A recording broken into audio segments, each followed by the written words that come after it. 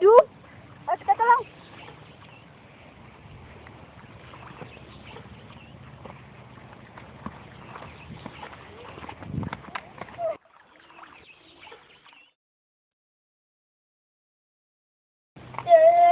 Haleluya, sundelah. Sing haleluya. Sing haleluya. Sing haleluya, sundelah.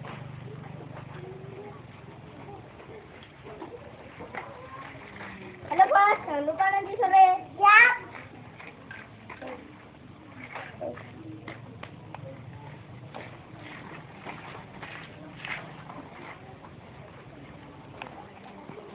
Pak, minta uang untuk jajan. Bapak baru tidak punya uang, tidak usah jajan. Sebaiknya makan dulu. Itu telurnya masih separuh. Kalian habiskan saja berdua. Telur apa, Pak? Ya, telur puyuh.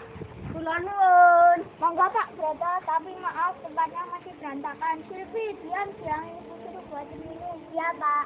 Tidak usah repot-repot, Pak Henry. Anak-anak, ini untuk kalian. Terima kasih, Pak. Sedang ramal nomor buntut, Pak. Tidak, Pak. Untuk saya itu sedang rumuskan sebuah doa yang cepat terkabul. Silahkan, Pak Broto. Matur nuwun. Untuk buntut atau togel saya tidak suka, Pak. Tidak suka, Pak, kalau tak punya uang. Ini loh, Bu. Saya kesini mau mengantar uang. Kemarin Pak Hendrik ke rumah saya mau pinjam uang untuk seragam anak-anak. Uang ini tak kasihkan ibu, sebab kalau dikasihkan bapak, saya takut untuk judi. Tidak mungkin uang itu untuk saya judi, Pak, sebab uang untuk judi saya sudah punya. Pak Henry, jangan berjudi lagi. Sebab judi itu kalau menang ora cementel, kalau kalah cetel-cetel. Ini loh Pak, dari dulu rezeki saya itu seret. Sepertinya saya itu dijauhi berkat Tuhan. Jadi saya memilih yang instan dengan berjudi. Apa Bapak Ibu ingin rumah ini dipenuhi berkat Tuhan? Iya Pak, bagaimana caranya? Menyukai firman Tuhan dan merenungkannya siang dan malam. Caranya gimana? Samuel bab 6 ayat 12 ditulis. Diberitahukan kepada Raja Daud demikian.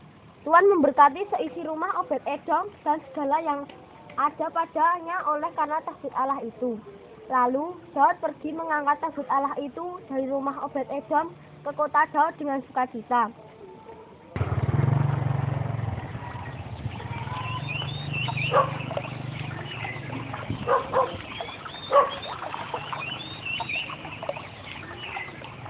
Gimana?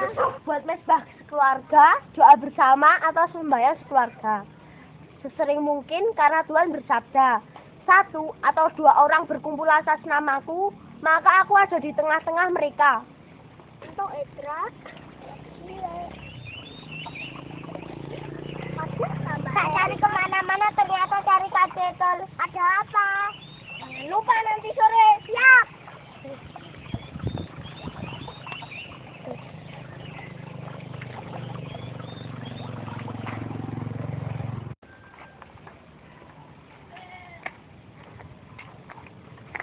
Pak, makan dulu. Babi kecapnya sudah masak. Loh, kok bisa beli daging babi? Ibu dapat uang dari mana? Ya, dari menggadaikan laptop Bapak. Oh, laptop. Apa? Ibu menggadaikan laptop Bapak cuma buat beli daging babi? Salahnya, Pak. 2 hari ini saya cuma makan pakai sari pepaya dan tempe. Aduh, Pak. Rasanya ibu ingin nangis. Bu, laptop itu baru Bapak buat belajar bikin homili. Kan Bapak dijagokan jadi prodiakon. Kok malah digadaikan laptopnya? Apa? Bapak mau jadi prodiakon? Ibu nggak setuju, Pak. Kenapa? Ya nanti kontras lah, Pak. Alias berlawanan dengan ibu. Kok bisa? Pak, jadi prodiakon itu bibirnya harus bisa menggembalakan banyak orang. Sedangkan ibu Pak masih nyaman menjabat sebagai ketua TPGT, tim penilai gerak tetangga. Dengan kan bagus kalau begitu. Dengan bapak menjadi prodiakon, ibu memiliki kesempatan untuk berubah dari singa menjadi domba. Maksud Bapak, ibu berubah dari memanasi menjadi menyejukkan, atau dari membuat resah menjadi menenteramkan? Pinter lah itu tahu. Kelihatannya sulit Pak. Ibu masih nyaman menjabat sebagai ketua tim penilai gerak tetangga. Ibu nyaman ya? Aku yang tertekan. Lanun. Monggo Pak. Monggo Pak. Gimana Pak Yusuf? Sudah siap jadi prodiakon? Wah, kayaknya istri saya nggak mendukung ya Pak. Soalnya kalau dia nanti jadi istri prodiakon, dia tidak bisa leluasa untuk menggosip lagi. Begini loh Pak, maksud saya tuh, keuangan keluarga kami itu masih seret. Saya cuma pengen bapaknya ini fokus dari dulu. Nanti kalau sudah berhasil dan berlimpah seperti Pak Broto, baru jadi prodiakon. Apa kalian ingin berhasil? Saya pun punya rahasianya. Apa Pak rahasianya? Menyukai firman Tuhan dan merenungkannya siang dan malam. Kok bisa Pak? Coba baca.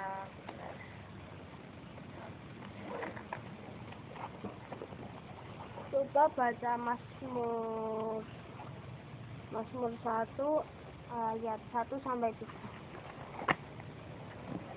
Dalam Mazmur 1 ayat 1 sampai 3 tertulis, berbahagialah orang yang tidak berjalan menurut nasihat orang fasik, yang tidak berdiri di jalan orang berdosa, dan yang tidak duduk dalam kumpulan pencemooh.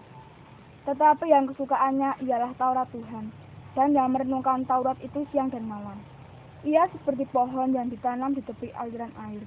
Ia menghasilkan buahnya pada musimnya, dan yang tidak layu daunnya. Apa saja yang diperbuatnya berhasil. Wah, berarti aku ini orang yang paling menyedihkan di dunia ya. Kok bisa? Dalam Mazmur tadi tertulis, berbahagialah orang yang titik dan yang tidak duduk dalam kumpulan pencemooh. Saya tidak hanya duduk dalam kumpulan pencemooh, tapi saya malah punya istri ketua kelompok kumpulan pencemooh. Bapak tuh ya.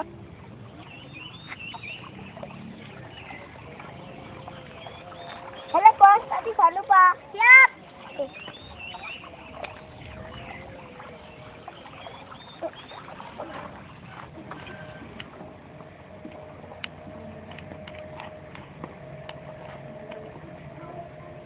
Sekali lagi, terima kasih Pak Broto atas doanya hingga istriku bisa sembuh dari penyakitnya. Dan berterima kasih pada saya. Berterima kasihlah sama Tuhan Yesus karena ialah yang telah menyembuhkan penyakit ibu dari penyakit kronis itu. Iya Pak, ini kami tahu bahwa uang dari rumah sakit saja tidak cukup untuk kesembuhan penyakit saya. Tetapi iman akan Tuhan Yesus itu ternyata bisa sehat. Oh iya, mumpung saya masih ingat, mengapa ya Pak anak saya itu nakal sekali? Tidak mau berdoa, malas belajar, dari sama orang tua, pokoknya susah diatur. Padahal sekolahnya disekolahkan Katolik. Dia ikut sekolah minggu dan tiap minggu ke gereja. Lah bapak ibu berdoa tidak? Ya, kami berdoa akhir-akhir ini. Waktu ibunya ini sakit parah, itu pun karena diajak Pak Broto. Cara efektif adalah memberi contoh. Kalau kita rajin berdoa, tidaklah sulit mendorong anak untuk berdoa. Kalau kita dekat dengan Tuhan, tidaklah sulit untuk mengajak anak dekat akan Tuhan. Tapi Pak, kami berdua sibuk cari duit. Gunakanlah waktu yang singkat itu untuk menjadi keluarga sukses di mata Allah. Coba dibaca kitab Ulangan 6 ayat 7.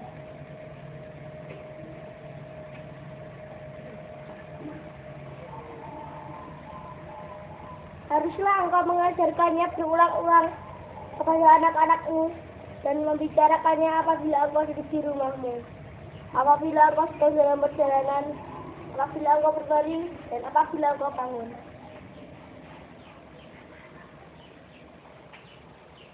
Mengharap pihak ketiga di sekolah, gereja, dan instansi lain untuk mendidik anak-anak kita tidak salah. Tetapi tanggung jawab besar ada pada orang tua, sebab orang tua adalah imam dalam keluarga.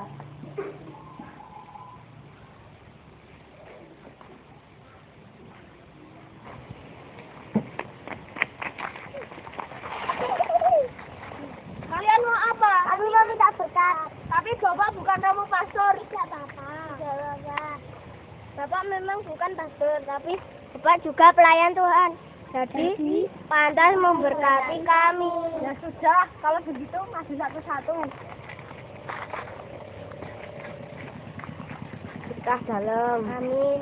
Berkah dalam. Amin. Berkah dalam. Amin. Berkah dalam. Berkah dalam. Berkah dalam. Amin. Berkah dalam. Amin. Yuk, Mbak saya pinjam uangnya untuk ngurusin Mbak saya. Apa? Si Mbakmu sakit atau butuh uang untuk kondangan? Kemarin si Mbak saya SMS, katanya meminta ganti HP. Bukankah 2 bulan yang lalu sudah kamu belikan yang fasilitasnya lengkap? Ada TV, radio, kamera, video, internet, dan lain-lain. Katanya masih kurang lengkap.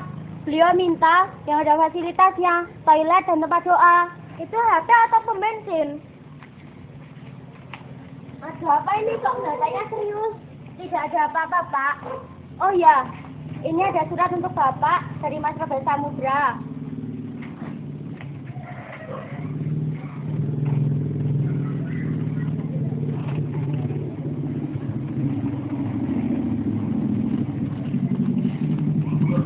Robert Samudra anakku. Puji Tuhan, anakku Robert mau pulang dan diminta dengan disambut misa syukur. Nur, kau pergi ke peternakan. Pilih sapi yang terbaik, kita sembelih. Niko jawab, Pak. Bapa, dalam nama Putra dan dalam Roh Kudus. Amin, amin, amin. Demikian adik-adik pertemuan hari ini. Semoga pertemuan ini dapat memperbesar iman kita akan Tuhan kita Yesus Kristus. Amin. Kami pulang selesai. Esther, ini ada kabar. Tersebut kabar memberakan, tersebut kabar menyedihkan. Kabar apa, Mas? Kata para pembantu, adik kita Robert dan akal itu loh, sementara Bapak akan kembali. Oh ya? Jangan-jangan dia akan minta harta Bapak lagi. Yang kurang ajar itu loh, dia minta disambut dengan misa kudus. Saya takut misa itu hanya untuk mengambil hati Bapak, supaya dia kelihatan bertobat. Saya hanya takut dia bertingkah laku seperti sebelumnya. Dia pergi sama keluarga terlorang. Kasihan Bapak yang merupakan orang terpandang di paroki ini. Aku tidak akan terlibat dalam misa penyambutan itu, aku malu. Jangan Mas, bagaimanapun dia di kita. Kalau orang mencari emas yang kecil, pasti banyak tanah yang harus dibuang. Maksud Esther, kita harus mencari emas atau kebaikan adik kita Robert. Sementara kita membuang begitu banyak tanah atau melupakan semua kesalahan Robert. Ya betul, itu yang kumaksud. Kurasa sudah tidak ada lagi kandungan emas dalam diri adik kita Robert.